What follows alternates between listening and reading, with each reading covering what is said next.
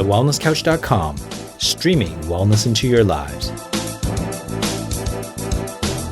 Welcome to This Week in Wellness with Brett Hill. Real news, real health, real quick.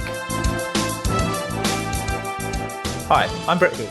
And this week in wellness, the Australian federal government has announced that they'll be spending $15 million researching into psychedelics for the treatment of mental illnesses, including depression, addictions, and eating disorders. The trials are set to include both naturally occurring and lab-produced psychedelics, with a list set to include magic mushrooms, ketamine, and MDMA.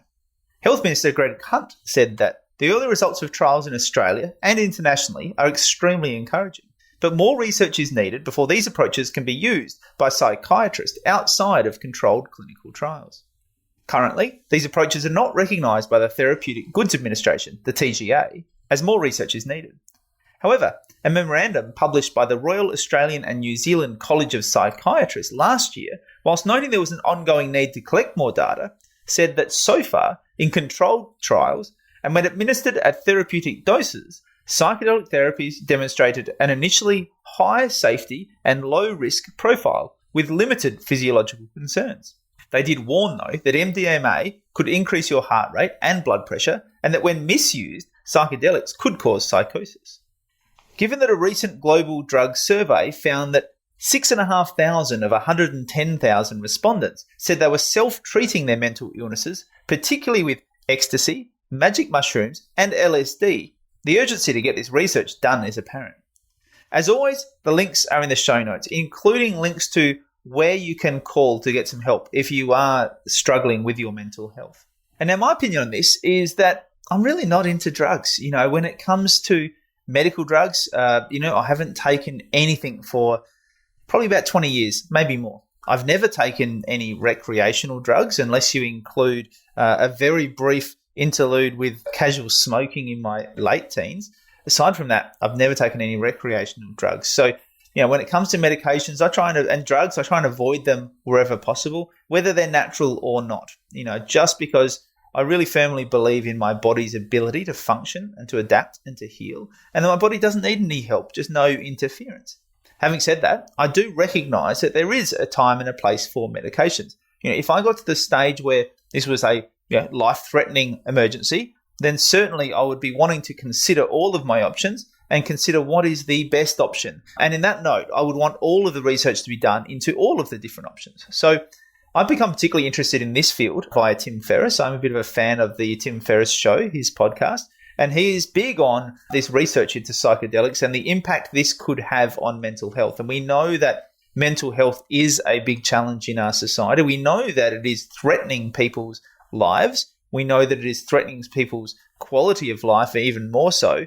And so there is a need for this. There is, as I said, a time and a place for the best available medications to be made available. And, on that note, then I think it's really important that all drugs should be examined on a level playing field. So I'm really pleased to see that this research is being done because in recent times it seems that, if you want to develop a pharmaceutical intervention, then there's one set of rules. But if you want to look at something more natural, like perhaps marijuana or like perhaps magic mushrooms, then they've been applying a totally different set of rules. There seems to be a lot more skepticism around that. There seems to be a lot more political pressure not to go down that route.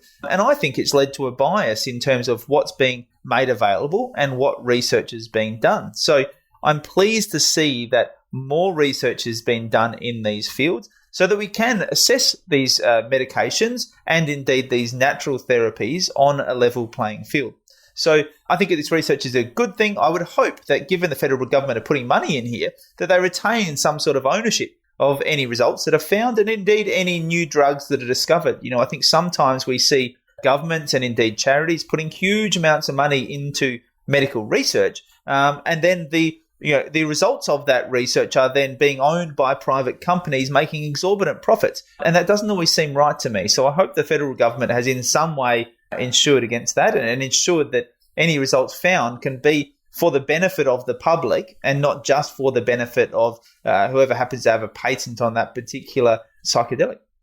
So, whilst I'm all for prevention rather than cure, there's a time and a place for medications, and these may just be a better option for those who require it. So I'm pleased to see that this research is being done. You've been listening to This Week in Wellness with Brett Hill. To continue the conversation, find us on Facebook at facebook.com/This Week in Wellness. If you like this episode, please leave us a review on iTunes. And for more information about this and other projects from me, head to drbretthill.com. And also just a reminder at the end of this episode, just a reminder to everybody that this is definitely not medical advice, that you definitely shouldn't be self-medicating, and that you should be consulting your healthcare practitioner before you try any of these solutions, indeed anything we talk about on this show.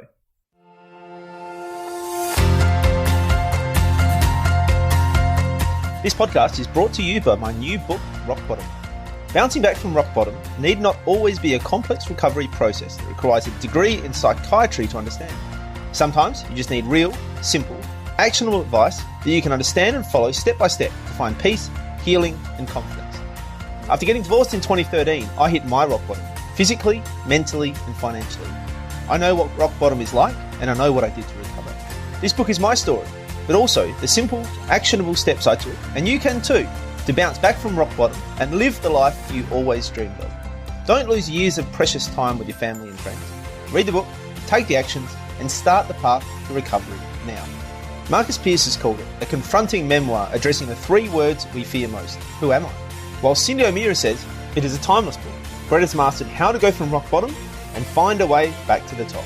Grab your copy of Rock Bottom by heading to rockbottombook.com.au or clicking on the link in the show notes.